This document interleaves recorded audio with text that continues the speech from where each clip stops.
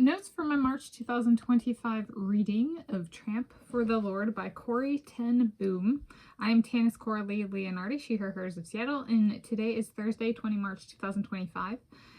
I'm going to talk through my book and reading notes for my March 2025 reading of an autobiography of a woman, Corrie ten Boom, and her efforts spreading Christianity after the end of World War II and following her release from a concentration camp.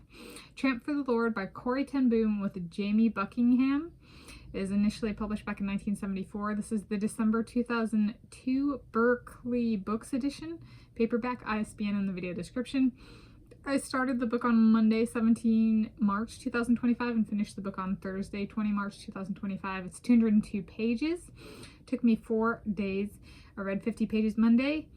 Not 50 pages, I apologize. 55 pages Monday, 45 pages Tuesday, 60 pages Wednesday, and 42 pages Thursday. So it's a little bit of a different perspective. She provides, throughout the book, flashbacks to living in a concentration camp and what conditions were like, and like her carrying a Bible around in a bag tied to the back, so you know the Bible's bumping into her back as she walks, that kind of thing. But then some details, but it's really kind of about restorative efforts following World War II, because Hitler was a Christian, and then people who practiced Judaism as well as Christianity were put in concentration camps.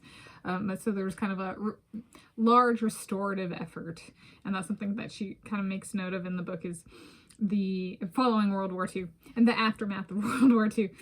You know, people may not have gone to churches as much, so then there's the pull to bring people into the churches who are already Christian, but then also to convert people who are not Christian to Christianity. And then, so that term's called conversion, to bring somebody to Christianity who's not already a Christian or belongs to a different religion. And then, yeah. So there we go. And she kind of throughout brings up the devil, and kind of the devil is like something that pulls a person. You can think of it as like, which is kind of consistent with trans memoir. They said like the death drive, like get ahead of like everybody else, you know, as it is actually consistent with a missionary, a lifelong missionary, someone who gave their life to evangelicalism. That's being, which is like being out there, outwards in faith and kind of drawing people in. And so it was like, that's an interesting one, right, from the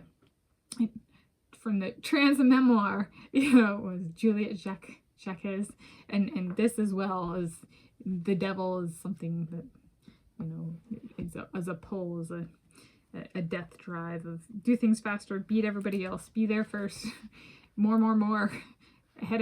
Yeah, this is like, that's an interesting consistency. So I gave it 4 out of 5 stars. Not really my taste, but a good perspective on / following World War II, covering a Dutch Christian woman who was in a concentration camp. Yeah, right, Christians were in concentration camps too, who's not unique to Judaism. The full text page is about like maybe 1.25, 1.5 spacing.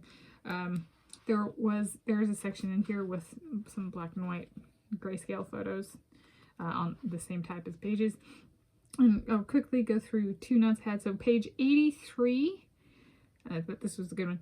God does not want a little bit of your money. He wants all of your heart, unquote. So that's page 63. She was speaking to somebody, so those are her own in conversation words. And then page 127 to 128, I think, actually to 127, 128, 129,